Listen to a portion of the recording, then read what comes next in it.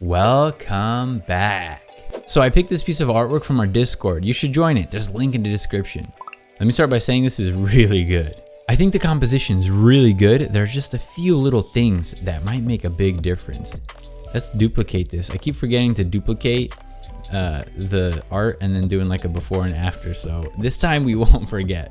Okay, so first thing I would do is change some of the colors just slightly. So for example, this green here, I love that it's yellow. I just want to point out that you wouldn't expect this to have such a yellow tint to it, but I like that because it's getting more light. And I'm assuming as we get darker here, it gets closer to the blues. This is called hue shifting, and it is a awesome technique. And I can tell you're good because you did it. So watch this. Here we're closer to the yellows. Then we get a little bit closer to the greens. And then here we're even closer to the blues. So as you're shading, you want to go cool, and as you're highlighting, you want to go warm. Now you don't always do this, but it is a good technique for creating a warm and cool. But if you're over here in like blue, sometimes it's harder to tell which direction is warm, which direction is cool. And just changing the color when you're shading, regardless of whether you're going warm or cool, is a good technique to make things look a little bit more realistic. It makes them look like they're reflecting the light around them, etc. But anyways, so let's make this color a little bit brighter. So contiguous only does that area, but if we turn contiguous off, it'll change the color in the entire composition. By the way, if you don't have Aseprite, there's a link in the description. I get a tiny little kickback. Let's try this. Ooh, already look at that. It just looks like a sunnier day, right? I mean, this does look like a pretty sunny day. So let's do it before and after. There we go. Look at that. I like that. And I like that you didn't use the same greens for the grass. And usually I like to reuse colors, but I think it was smart not to reuse colors in this case because you want to differentiate between the leaves on the tree and the grass. So I think a lot of this shading is really great. This technique here is pretty good for making it look like there's kind of more bushes around and stuff, but the location of it I think is a little bit odd. So what I would do is I would put stuff like this closer to the edge. So maybe like over here or something. And I wouldn't have it that far in, because if there's a shadow here, if there's a shadow coming down and it's covering this whole area, then everything there would be shaded. So for something to be like this light under here, kind of looks out of place in my opinion. Then I'm not sure what this little thing here is. I'll just remove that. Sometimes details, if it's not super obvious what it is, you don't need it. And I think the tree is fine. I know it doesn't have any shading on it, but you don't necessarily need to always have shading everywhere. This is pretty good. And if you were to add shading to this, I would do something kind of simple. Like I would just have like this upper half be, wait, how come, okay. I would have like maybe just that like upper half be extra shaded. So so for here too, I would just a little, just the top half, maybe a little bit darker, like this. I think that's kind of cool.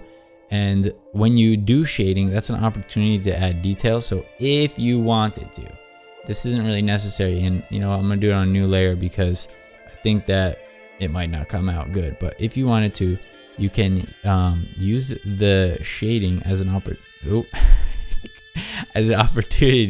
to add extra details. So this is where I would maybe use that darker color, the black that we have there, to add a little bit of to the bark. That the contrast there is a little bit high, and maybe it's not necessary to bring so much attention to that. So I'm just gonna remove that.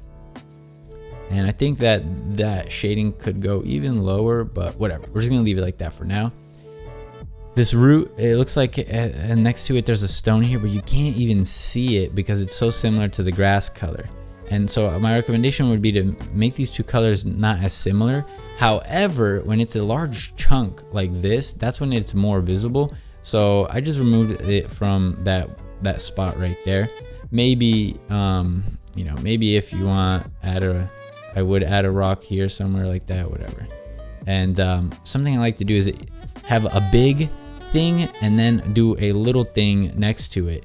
Like if you have a bush, do a little bush and then maybe an even smaller bush, and that kind of makes stuff look a little bit more organic. So you see how all these rocks are the same size?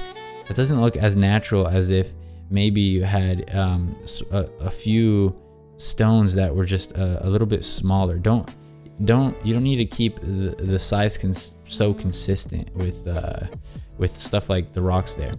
And then this root from the tree looks pretty good, but what I would do is I would kind of have it split off into multiple pieces here. You know what I mean? Kind of like this. So that way it kind of looks like it's got a couple different, maybe, you know, something like have this turning a little bit, and maybe you know, have a couple more I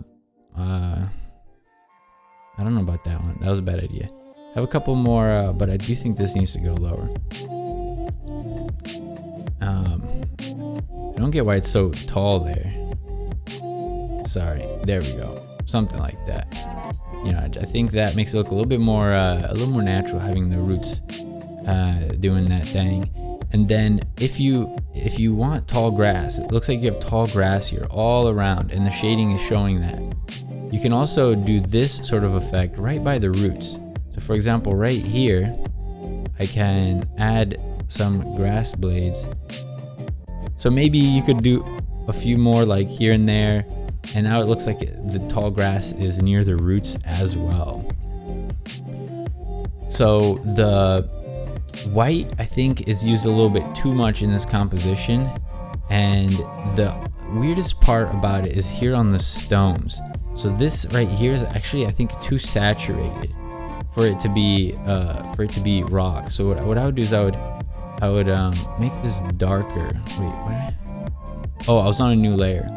So we can do merge down. Okay, and now I can color this, and actually I gotta turn contiguous off. So I think it'll look more natural. There we go.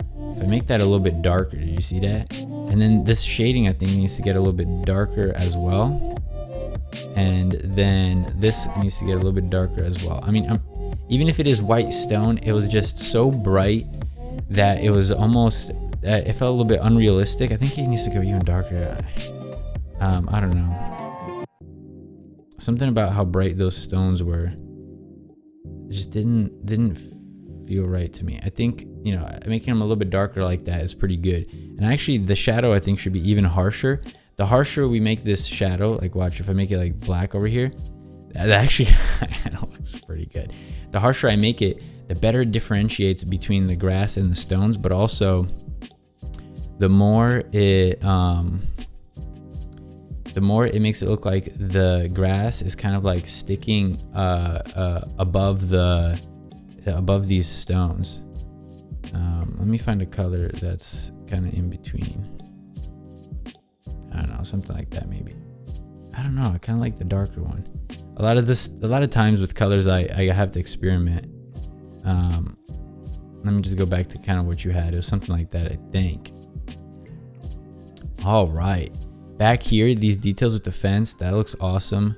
I'm not sure what this part is, so I would just because it might confuse people, you know, some stuff I would kind of make a little bit more consistent, like the rails there.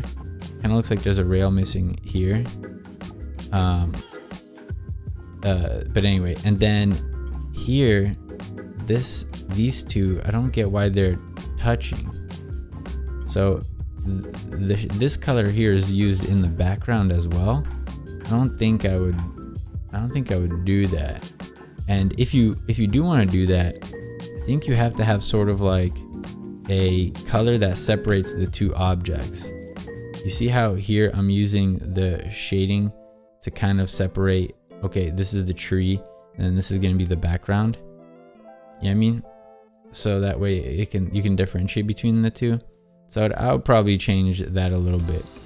And I think this cliff and this house color is a little too similar, and they're right next to each other. So to change that, I would honestly, what I would probably do is I would move this whole thing more to the left, like over there. But since you have them this close to each other, man, to differentiate between those two, I'll probably increase the gap between them somehow, and maybe even find a darker color like this one and just reinforce that edge there. All right, and then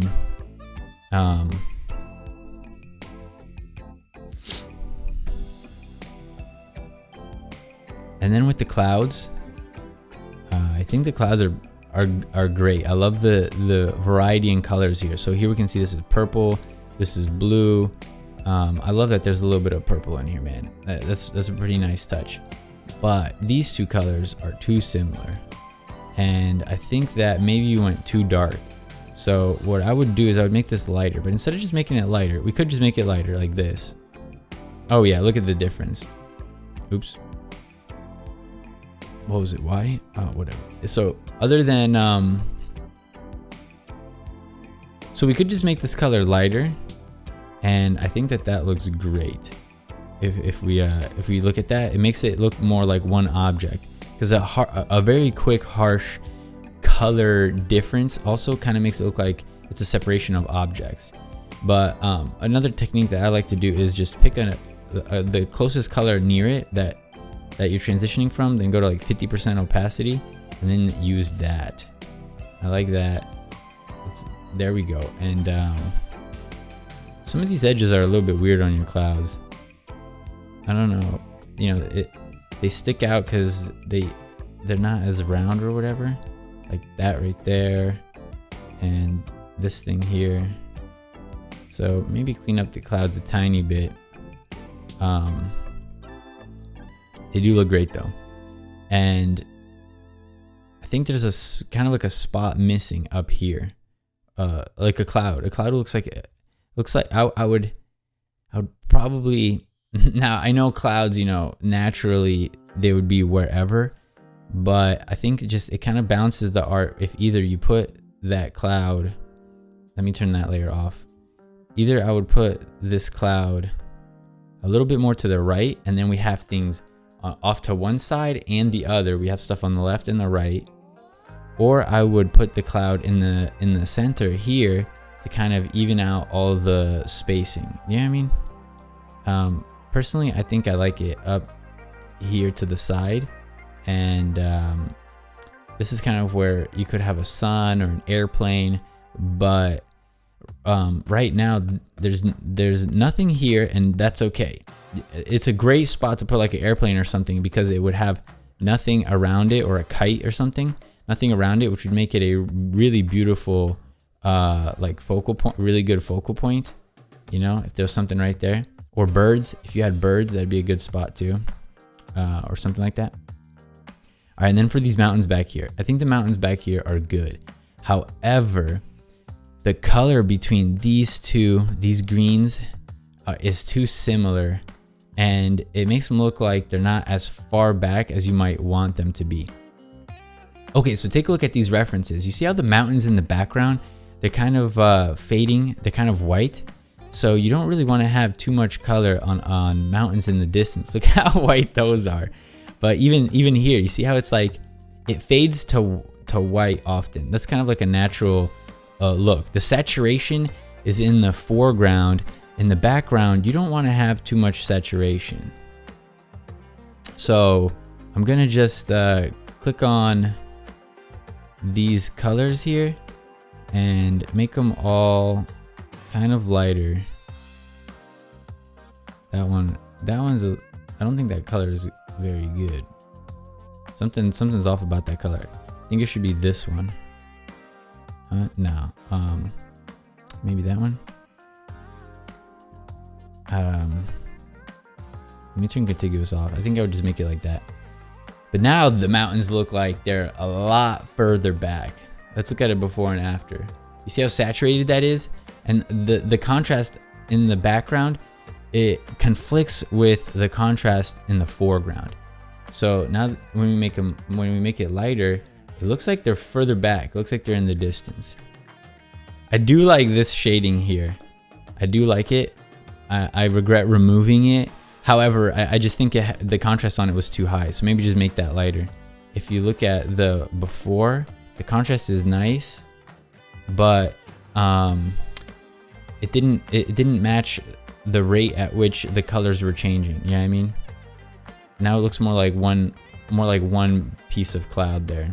If you're new to the channel, I'm a struggling indie game dev, and I just wanted to show you super quick. I'm working on the map right now, and I got some clouds flying across this, and they got shadows. It's pretty cool.